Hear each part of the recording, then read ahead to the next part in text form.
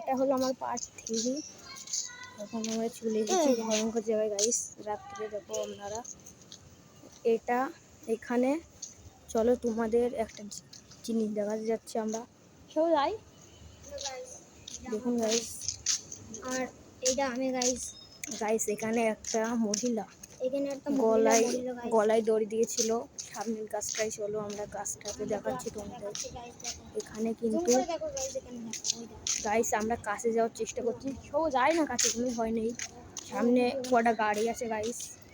দেখুন গাইস এই জায়গাটা আমার ভাই ব্লগ করছে গাইস।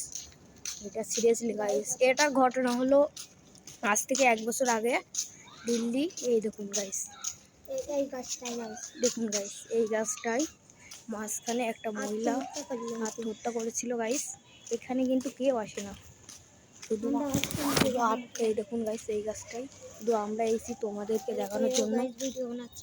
দেখুন গাইস, দেখো এখানে দেখুন গাইস এটা হলো সেই মহিলাদের বাড়ি। একটু বাড়ি মনে অশান্তি হয়েছিল গাইস, এই গাছটা এসে গলায় দড়ি দিয়েছিল। দেখুন গাইস সামনে লোক আছে কিন্তু রাত এখন 9টা বাজে গাইস। আমরা চলে এসেছি ব্লগ করতে। কি হয়েছে গাইস? সবুজ